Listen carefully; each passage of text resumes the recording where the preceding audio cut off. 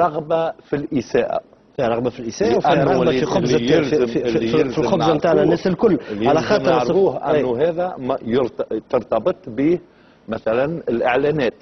اي بيان سور ترتبط بالاعلانات البشريه اللي هي مورد رزقنا الاول والاخير. سفيان بن فرحات، حسب الارقام هذه 6% النسمه يتفرجوا الناس في زهره وازواجها الخمس مع 26 دقيقه نتاع العشيه اكثر من يتفرجوا فيك وفي نشره الانباء في حقبه تاريخيه في بلادنا اللي هي نشره الانباء في ثوره تونس 2011. زهره وازواجها الخمسه اكثر يتفرجوا فيها العباد. على حكايه المصداقيه وحكي على قلبين الفيستا والواحد.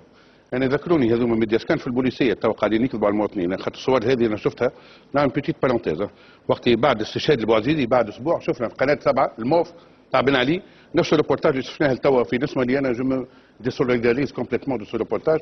ونفس الشيء ايش معناتها تو ديسوليداريز؟ وقعت فيها النشره هذه. اذا كان انت ماكش موافق شوفهم قبل الريبورتاجات اذا كان ماكش موافق عليهم وتنجم وقتها تكون ماكش حاضر فيهم.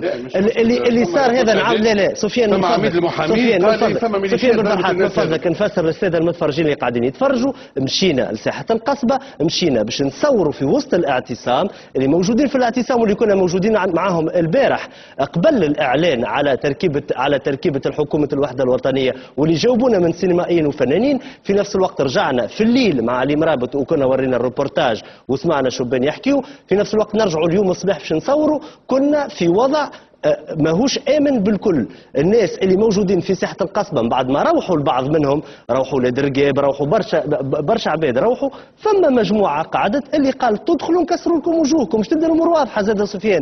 كيفاش نقولها معناها تبعد انت من الروبورتاج هذا وما تحملش مسؤوليته. نتحمل مسؤوليته انا في الفرق الصحفيه اللي خرجت واللي بكل امانه تجيب الصوره النسمه من اللي بدينا في تغطيه الاحداث. تنجم توصل سفيان كان يهمك الامر فيما يخص الارقام. العميد الهيئه الوطنيه للمحامين شاف ميليشيات وخرج بيان والمحامين وثم ريبورتاجات 3 ايام التالي وكنا حكينا عليه سفيان وحكينا عليه سفيان نجاوزوها خاطر انا ذكروني بن دياسكان بهذايا انا واضح سفيان.